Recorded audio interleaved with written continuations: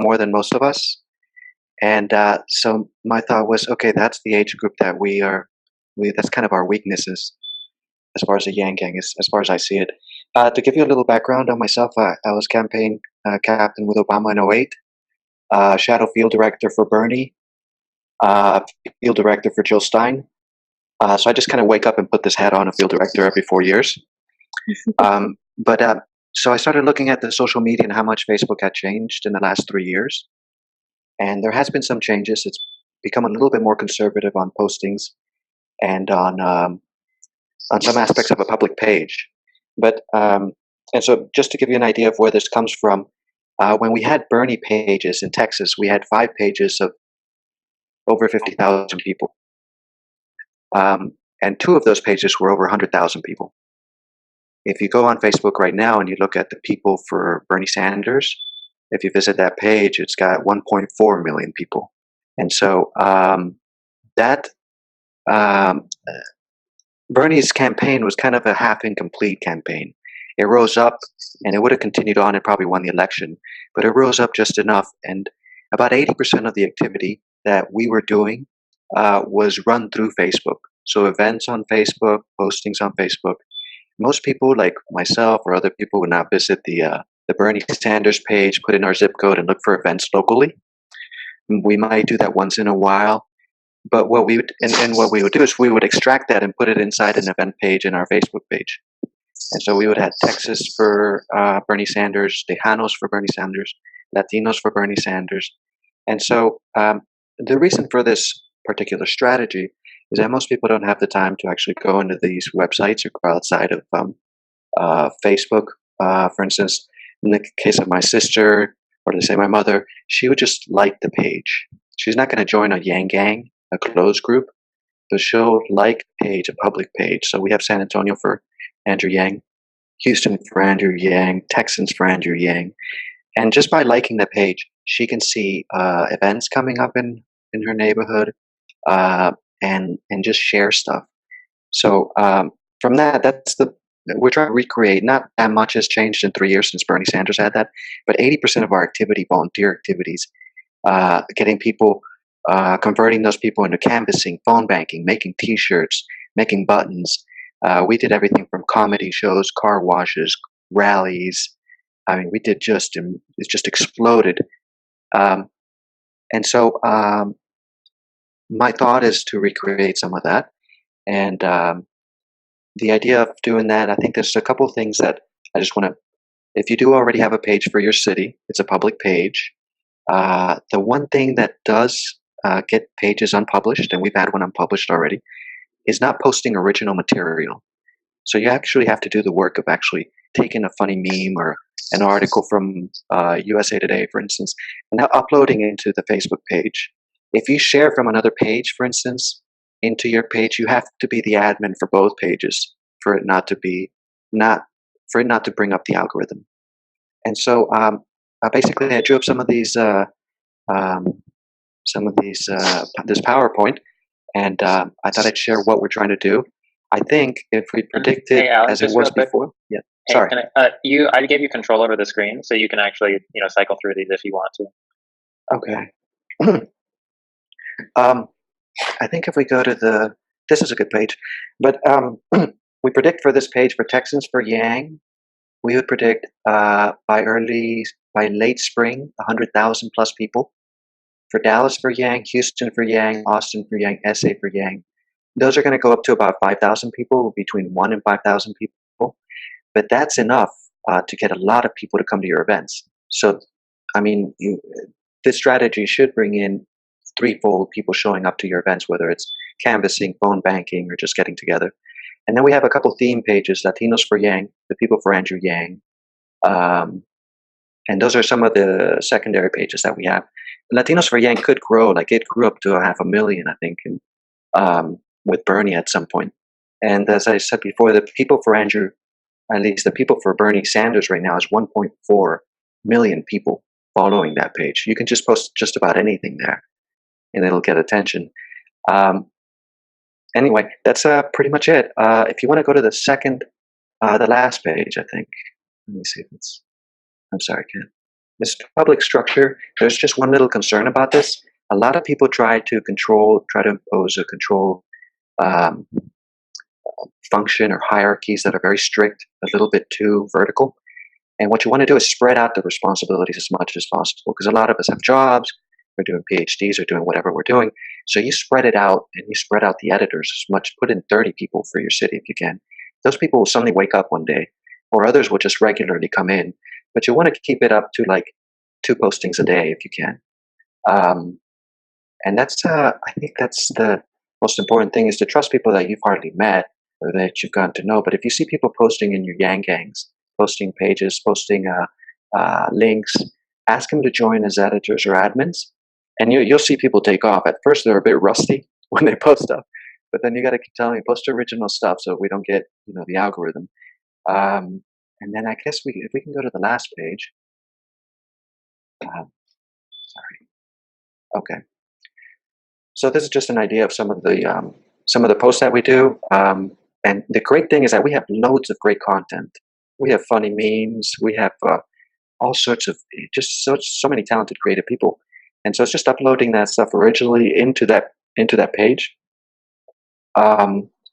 I know that sometimes people prefer to post themselves in Facebook. It's kind of like a personality thing. It's kind of an individual thing. People like being liked and all that. When you get behind a page, it becomes a lot more anonymous. I think we also recommend 20 minutes a day of social media for your own mental health. But to keep that and post original things and get in and get out pretty much is a very important thing because people can get burnt out. And I've seen it a lot actually. But yeah, that's pretty much it. Thank you. Thank you all for listening. If you have any questions, you can write to us, or if you have time now, I can maybe answer a question or two. Oh yeah, we're gonna do some questions right now. Does anyone have anything they want to ask about? I've got some things, but I'll open it up to other people first. I have a question. I feel super dumb, but I'm trying to convince myself that I'm not the only person with this dumb question. So I know I've been asking this already, but like I know we have the page and we have the group. Like, so from what I'm hearing is we should do everything off the page, but then with this group, what does that add? Or why then have a group? Thank you, Bonnie. That's a great question. And the group is a great thing because it becomes kind of an organizing. Those people who are early adopters, those inside groups are not going to grow past, 500. And it's going to become an inside thing. It's going to become strategy. It's going to become an inside baseball thing. It's going to become, okay, can we get some people together to organize this canvas, to set it up, a point to get people in, a place to meet initially. But that becomes kind of an inside the back office because it is a closed group. The public page is going to grow to a couple thousand. And if you post an event on a public page, and let's say my sister, my mother decide I'm going to this event, everybody in her page gets to see that event, that she's going to that event. So the visibility of just people attending your events, even if they don't show up, even if they say they're just interested, it's very important. There's another factor as well that's very important. We used, in the last election, we used a system that would extract people's emails. So let's say the campaign uses a system called Nation Builder. And it can plug into any of your pages. So you guys build up a page, Californians for Andrew Yang. You build it up to 100,000 people. Every post, every event attended, their Nation Builder is plugged in to your page and is able to extract everybody's email. So suddenly you're able to send them emails asking them for money. So if let's say 200 people decide to go or are interested in some event, or for instance, that rally that you have on the 30th, if you have 5,000 people saying they're interested, you've extracted their email even if they're not interested in doing more. At that point, you're actually able to contact them. But that's when you have a lot of capacity. And that's what we did with Bernie, and we also do it with the Green Party that also uses Nation Builder. So if you have that on a public page, you can extract that. And businesses do that already. But you can also do it as an election. Sorry. So I know that the campaign has switched over from Nation Builder to Action Kit. I imagine that it's a similar kind of situation.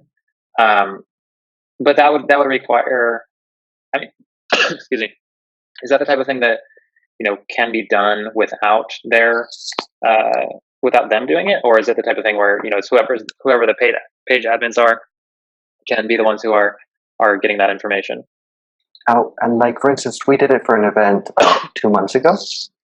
Okay. So we talked to people at Andrew Yang. So let's say you have that event on Californians for Andrew Yang page, and you have an event, and you decide to co-host that event with Andrew Yang's public page.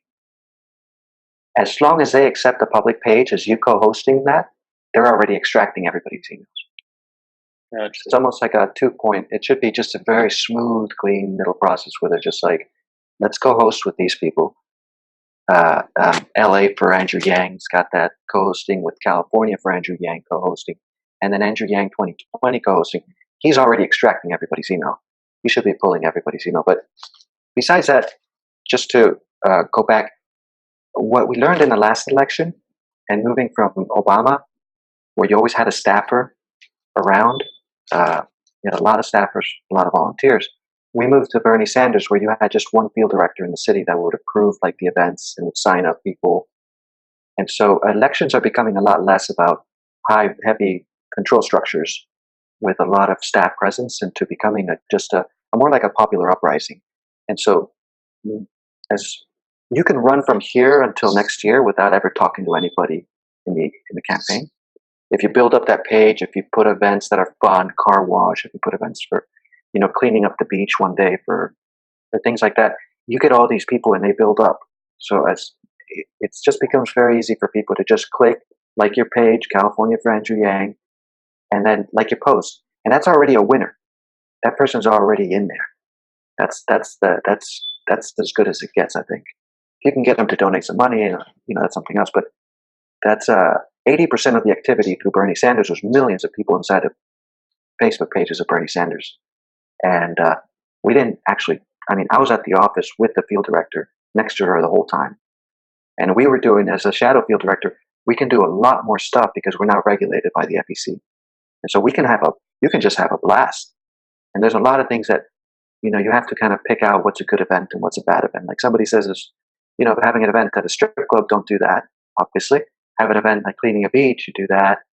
But anyway, sorry, I can talk. No, it's great. I think a lot of this will, there are some things that we have to coordinate with the campaign to be able to pull off. But the gist of it seems like if we have these pages, it's a lower bar ask for people to just click like on a page as opposed to joining a group and maybe answering questions. And I know that for a lot of our groups, they are open groups so that we let people see what's going on in there, because a lot of the groups are not doing heavy organizing in there and not doing sensitive. We don't have sensitive materials as much. But would it be correct to assume that it is just like it's just easier as a page and you can like link all the different groups in there and all that sort of stuff? Yeah, it's a lot more convenient. People have 2 jobs. People have it's just a lot easier just to like that page, right. And from there you're in. And if you can localize the events, say in LA, Santa Barbara, San Francisco, and then now I know that a lot of people are there's a lot of fun being had inside of closed groups and Slack groups and these things, but it's a little bit of an echo chamber. And it's nice. It's a little bit self-ingratiating. And it's moving out into a public page where you become more of a publisher. But you're going to get 10 times more people there. And you have to make it friendly enough so that your mother can like that page. Right. And so you got to clean up the show a little bit for some people, not everybody, but just a little bit of like make it a little bit more kosher for everybody, including my grandma who's on Facebook all the time. And so it's that sort of thing that's the age group that we have the greatest challenge with. It's everything from 40, 50 on. It's a big challenge, but they're on Facebook more than millennials. And so I thought that the strategy might work, but I don't know. I'm not inside the workings of Facebook to know where we might get a snag or where we might be blocked. But as far as we've been trying out, we can replicate that same model. We just got to be a little bit more disciplined about our postings. Okay. And then you mentioned before that you would have to be an admin of both of the groups in order to not get flagged or something. Does that apply to admins and editors, or is it just admins? That's a great question. I'm not sure, but I would democratize it. think only horizontal energy as much as possible, because and it becomes self-regulating, because you see editors and admins and moderators, and suddenly the whole machine starts working. For a group of about 100,000 people, you're going to need at least 50 people in there, admin moderators. So you have to build that up, and but they kind of like, we have such a good candidate that sticks to a script. He doesn't say crazy stuff. He doesn't.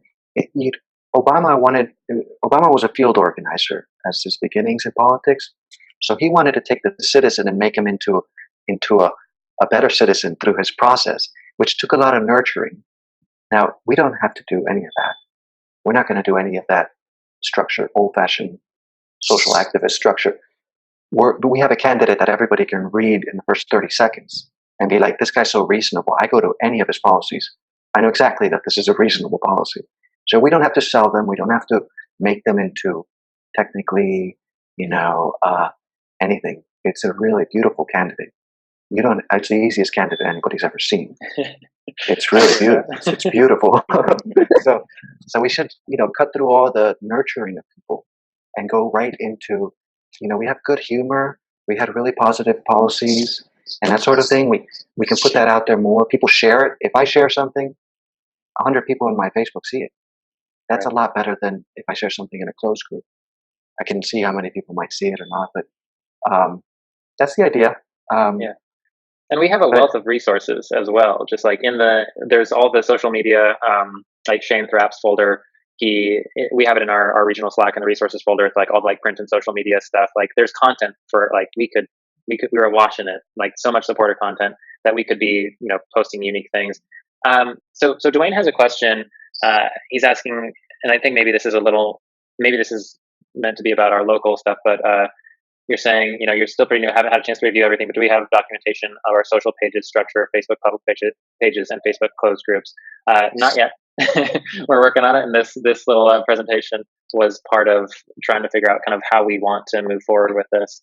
I know that we have, within Southern California, we've got the SoCal Yang Gang page and the SoCal Yang Gang group, and they are now linked, and so we also have on the SoCal Yang Gang page all of the different groups that are in the area, and those are listed. So if you go to groups, it'll show every single one of them, so you can find the individual groups. The one other question would be,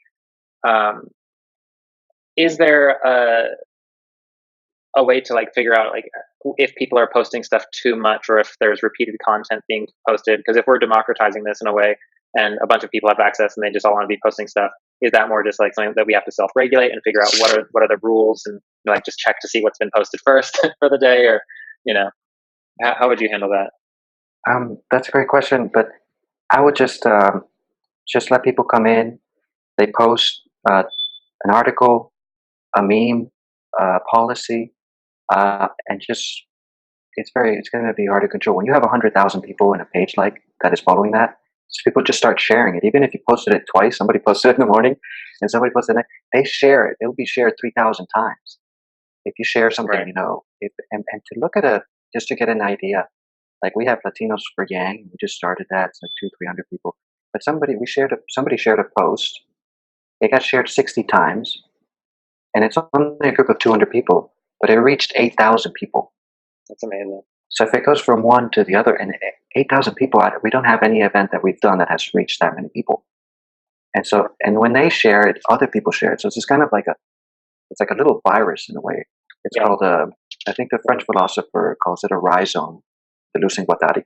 But it's a horizontal kind of like a spread that goes. And a winning post is something that gets shared the most. It's great if it gets liked, and about 2 to 3 times more people will see that you liked it.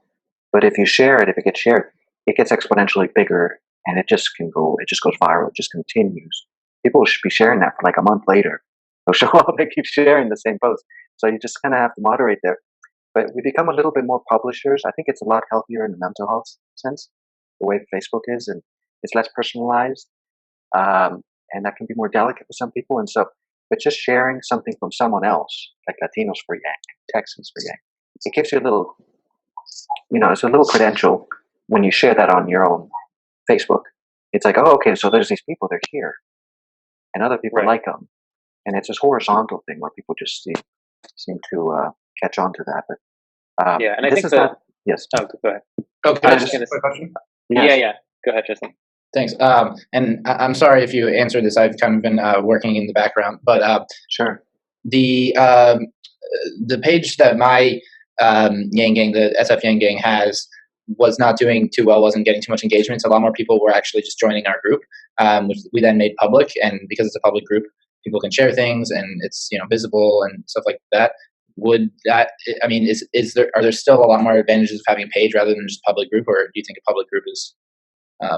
Yeah, a public group, the visibility. I'm not sure you can see how many people outside of the group can see it. Mm-hmm. You can see that people posted in that group. Like I can see that you posted in that group from outside, but I can't see how many people have seen it. You can see inside your own group how many people have seen it.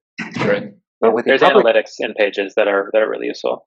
Yeah, with your public page that you had that wasn't working, see if you can change it to a localized version that covers your county or your town, or you can do it a thematic thing. I'll give you an idea of an incredibly popular page during Obama when Facebook first started.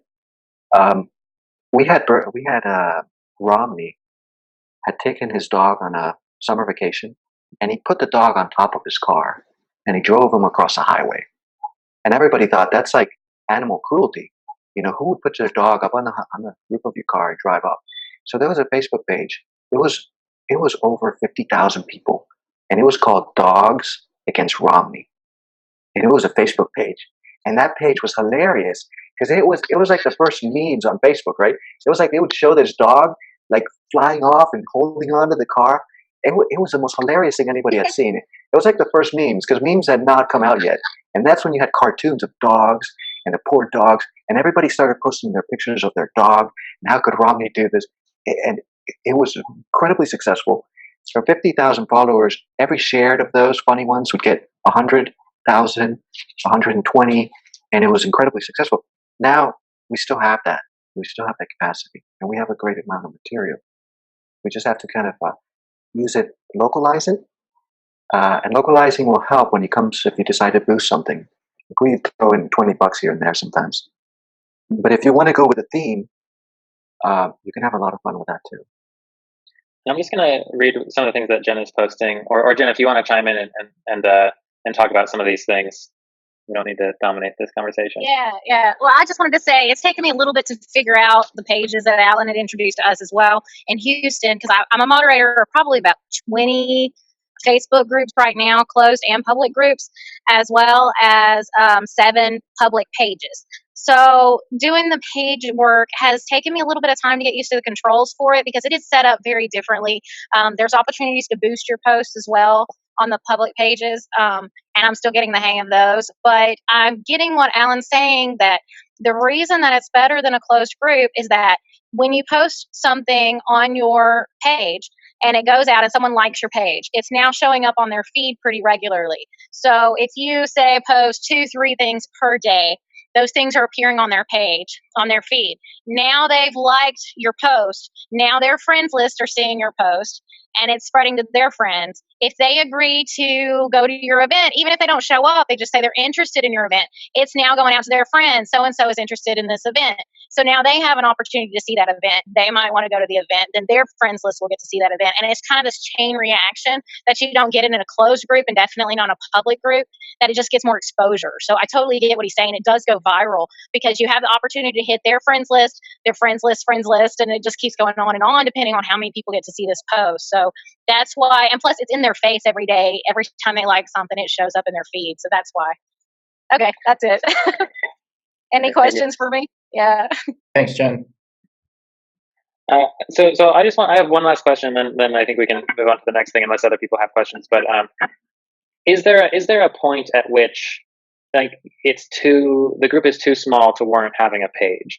Like, is there any value to starting out with a smaller group where people can start figuring out what they're all about and what they're doing, and then once they grow to a point where they feel like they can manage it, then going to the page, as opposed to starting with a page and then not being able to manage it well?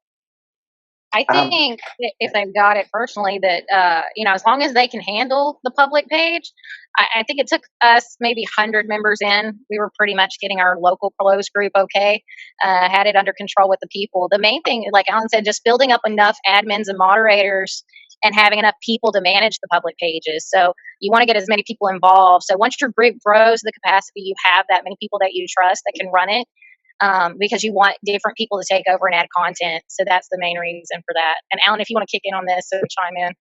Go ahead. no, that sounds good. That's great. I think there's no. We have little towns in Texas, and we saw some really colorful Bernie pages for them.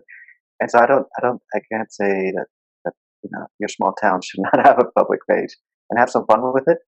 So yeah, I think anybody, and you can connect up to the state page or the county page.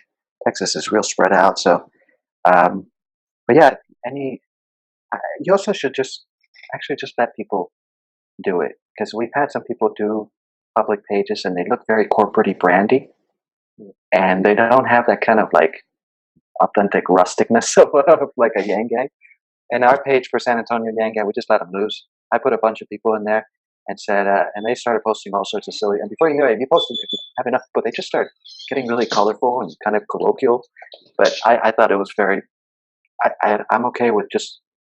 I think I might be an anarchist or something, but I just let them all let them run, let them run, and suddenly they got more confident and their posts got better, and suddenly they had people just come in and say, let's do a 5K run, the Yang Gang this weekend, or somebody started doing, and people, it takes 2 steps for them to feel welcome and empowered, and it seems like right after that they just blow, they just take off, and they start. We have people printing thousands of dollars in material.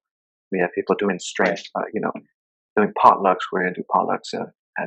So it's a lot of fun. I prefer the loose side of things and let people figure it out. But you're always there to post good examples of what a good post is. And then when they go viral, everybody in there gets to see it. Right. So it's a lot more loose, a little bit more fun. I think that might be a better approach than a command and control. I've run businesses that are command and control, and that's a very strict way of doing things. And a lot of people in the Yang Gangs who want to jump in on a command and control aspect of campaigns. But if you try to implement a command and control on something like this election, you'll pull your hair out of your head. It'll just drive you nuts. You should not even try to impose control. You're not paying anybody here, right? We're all volunteers, so just let them loose, Right. And you do a lot more traffic control. Like over there's the app for canvassing. There's the app for phone banking. Over there we can make buttons. We're making T-shirts. We're canvassing there. You're just doing crowd control kind of thing. Right. So I think that's my advice. Great. No, I think that's really smart. I think that it makes a lot of sense. So I think within this group for California especially, we'll have to figure out what our specific structure is. I think it's been really useful to hear about why pages might be a better fit for actually scaling and getting stuff out there. So I would say if you're on this call, if you have heard this whole thing and you can bring this back to your local Yang Gangs and just talk about what that looks like in your area, that would be good. Did anyone have any other questions before we move on to the last part of this meeting? I know a lot of people came in the middle of this, so I want to give people time to introduce themselves as well. But any questions about Facebook pages? No? All right.